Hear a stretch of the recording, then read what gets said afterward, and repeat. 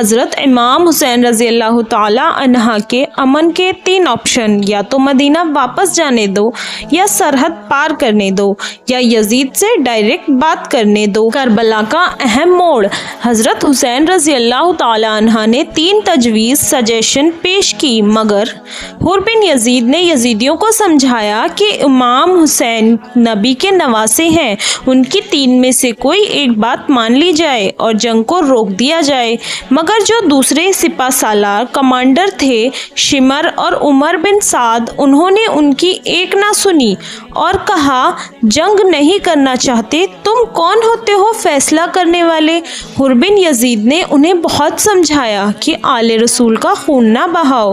جب وہ ظالم، وہ کرول لوگ نہ مانے تو حر بن یزید امام حسین کے پاس آئے اور زمین پر گر پڑے اور کہنے لگے، یا امام، میں نے گناہ کیا ہے، نبی کے نواسے کا راستہ روکنے کی گستاخی کی، کیا میری توبہ قبول ہوگی؟ میں حق کو پہچان چکا ہوں، میری آنکھیں کھل چکی ہیں۔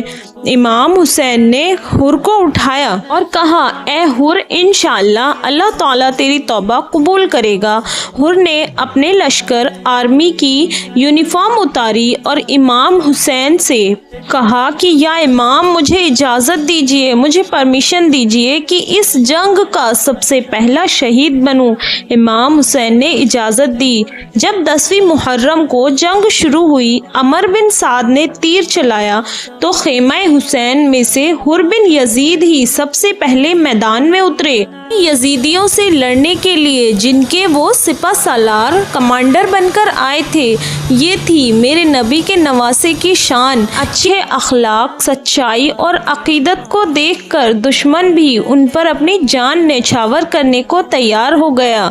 بن یزید نے دشمنوں کی فوج پر ایسا دھاوا بولا کہ اکیلے ہی 120 یزیدیوں کو ہلاک کر دیا۔ وہ صبح سے لے کر دوپہر تک لڑتے رہے اور اس بہادری سے لڑے کہ 120 سپاہیوں کو مار گرایا، مگر آخرکار تیروں کی بوچھار میں وہ شہید ہو گئے۔ امام حسین دوڑے اور حر کا سر اپنی گود میں رکھ کر فرمایا، اے حر، مبارک ہو، تو نے آخری وقت میں حق کا دامن تھاما اور جنت کو پا لیا۔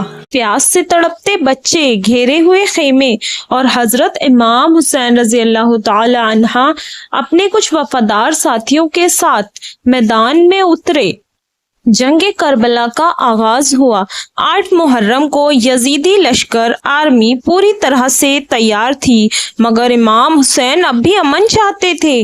آپ نے آج بھی سب کو نماز کی طرف بلایا اور اللہ سے اپنے درد کی شکایت کی اور کہا، یا رب، تو جانتا ہے میں حق پر ہوں۔ اس رات آپ نے اپنے ساتھیوں سے کہا، اگر کوئی جانا چاہے تو چلا جائے، میں اسے نہیں روکوں گا۔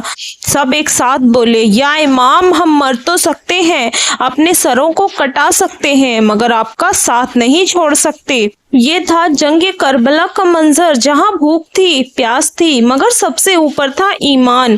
10 محرم کو حر بن یزید کی شہادت کے بعد جنگ کا میدان پوری طرح سجا۔ امام حسین نے پھر یزیدیوں کو سمجھایا، انہیں یاد دلایا کہ میں آل رسول ہوں، تم نانا کے امتی ہو، خون نہ بہاؤ، مگر وہ نہ مانے۔ امام حسین نعوذ باللہ ان کے لشکر سے ڈر کر نہیں، بلکہ اس لیے اپنی آخری حجت پوری کر رہے تھے کہ وہ روز محشر میں اپنے نانا حضرت محمد صلی اللہ علیہ وسلم کو کہہ سکیں کہ میں نے آپ کے امتیوں سے آخری حجت کی۔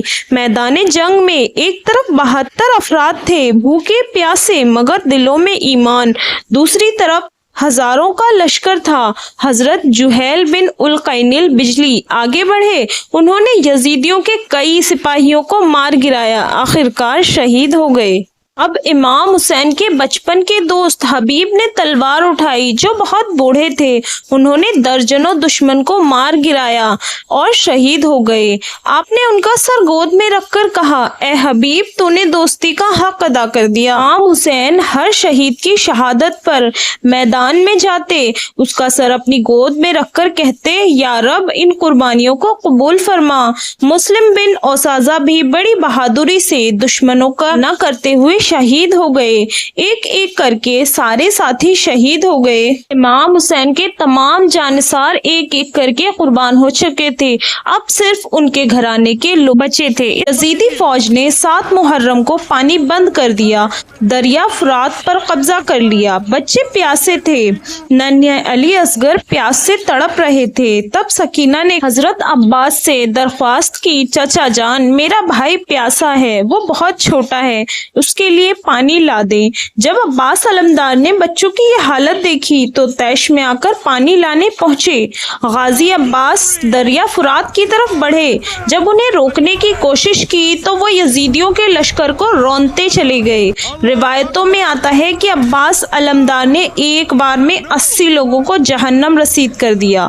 जब यजीदियों की फौज को चीरते हुए वो दरियाए फुरात पर पहुंचे, घोड़े को कहा कि पानी पी ले और खुद भी पानी पीने के लिए लिया। तभी खेमे में प्यास से तड़पते बच्चों की याद आ गई और सोचा कि मासूम बच्चे प्यास से तड़प रहे हैं और मैं पानी पी लूं। सुभान अल्लाह, ये आलम था मोहब्बत का। इमाम हुसैन के भाई हजरत अब्बास अलमदार का। इधर घोड़े ने भी पानी ना पिया। जब पूछा तो क्यों नहीं पीता, तो घोड़े ने गर्दन हिला दी। ये थी जानवरों की मोहब्बत अहले बैत के लिए। और जो यजीदी लड़ने आए थे, नाउजुबिल्लाह, वो काफिर नहीं थे, मुसलमान थे, मगर नबी की आल पर जरा रहम न खाते थे। हजरत अब्बास ने मशकीज़े में पानी भरा और पलटे, मगर यजीदियों में से किसी की हमला करने की हिम्मत न थी। तब यजीदियों के कमांडर शिमर और अमर बिन साद ने आवाज लगाई, खबरदार, अब्बास को चारों तरफ से घेर लो। अगर ये पानी खेमाए हुसैन में पहुंच गया तो तुम में से एक भी जिंदा ना बचने पाएगा। ये 72 मुजाहिद सोल्जर्स हम सबको हिलाक कर देंगे। हजरत अब्बास को चारों तरफ से घेर लिया गया, मगर उनकी तलवार यजीदियों को काटती जा रही थी। तब एक नामुराद यजीदी ने पीछे से अब्बास अलमदार के हाथ पर वार किया और उनका एक हाथ कटकर गिर गया, मगर आपने दूसरे हाथ में तलवार ली। आपने दूसरे हाथ से जंग शुरू कर दी। थोड़ा ही फासला बाकी था, एक यजीदी ने आपका दूसरा हाथ भी काट दिया। फिर भी आपने हिम्मत न हारी और उस मशकीज़े को अपने दांतों में दबा लिया। आप बस किसी तरह खेमा हुसैन में पानी पहुंचाना चाहते थे। आपको अपनी जान की परवाह न थी, मगर एक जालिम यजीदी ने तीर चलाया और वो मशकीज़े को चीरता हुआ आपके सीने में लगा। आप घोड़े से गिर गए और सारा पानी भी साथ ही गिर गया। आप रो पड़े। जान जाने का गम न था, गम इस बात का था कि मैं खेमा हुसैन में पानी न पहुंचा सका। फिर इमाम हुसैन को आवाज लगाई, या इमाम। इमाम हुसैन दौड़कर आए तो क्या देखते हैं कि हजरत अब्बास के दोनों हाथ कटे हुए हैं और आप जमीन पर पड़े हैं। अल्लाहु अकबर। हजरत इमाम दौड़े और हजरत अब्बास का सर अपनी गोद में रख लिया। हजरत अब्बास हजरत इमाम की गोद में मुस्कुरा रहे थे। इमाम ने पूछा, अब्बास मुस्कुरा क्यों रहे हो? तो बोल उठे, नाना रसूल सल्लल्लाहु अलैहि वसल्लम हौज़े कौसर पर ठंडे पानी का प्याला लिए खड़े हैं और कह रहे हैं, अब्बास जल्दी आ, देर न कर। इमाम बोले, अब्बास नाना से मेरा सलाम कहना, उनको मेरा गम सुनाना और कहना कि जिस हुसैन को आपने अपने कांधों पर बैठाया था वो हुसैन जान तो दे रहा है लेकिन ईमान का सौदा नहीं कर रहा। तभी अब्बास अलमदार ने दम तोड़ दिया। आपने गाजी अब्बास लाशा उठाया और बोले, हाय मेरी कमर टूट गई। ये कहकर अब्बास को खेमे में लेकर गए। औरतों की चीखें निकल गई। कटे हुए हाथों वाले अब्बास को देखकर अभी खेमे में गम का मातम था कि इमाम हुसैन ने जंग में जाने की तैयारी शुरू कर दी। तब मौला अली अकबर खड़े हो गए। नहीं बाबा जान, जब तक मैं जिंदा हूँ आप मैदान करबला में नहीं जाएंगे। आप मुझे इजाजत दें, आप मुझे परमिशन दें कि मैं मैदान जंग में जाऊं। जब अली अकबर ने मैदान जंग में जाने की इजाजत मांगी तो इमाम हुसैन तड़प गए। आपने आसमान की तरफ देखकर कहा, या अल्लाह गवाह रहना, मेरा सबसे प्यारा बेटा कुर्बान होने जा रहा है। हजरत अली अकबर में रसूलुल्लाह की झलक नजर आती थी। जब हजरत अली अकबर ने जंग में जाने की इजाजत मांगी, आपका दिल कांप गया। फिर इजाजत दी, बीबी ज़ैनब तड़प उठी। तभी अली अकबर ने उन्हें तसल्ली दी और जंग के मैदान में जा पहुंचे। अली अकबर में रसूलुल्लाह की झलक देखकर दुश्मन हक्का बक्का रह गए, उनका दिल दहल गया। अली अकबर दुश्मनों पर टूट पड़े, कईयों को जहन्नम रसीद किया, मगर प्यास से बेहाल थे। वो खेमे में वापस लौटे और कहा, बाबा जान, अगर पानी मिल जाए तो दुश्मनों को हरा सकता हूँ। तब इमाम बोले, नाना जान हौज़े कौसर पर इंतजार कर रहे हैं। तब अली अकबर मैदान जंग में वापस आए और खूब बहादुरी से लड़े।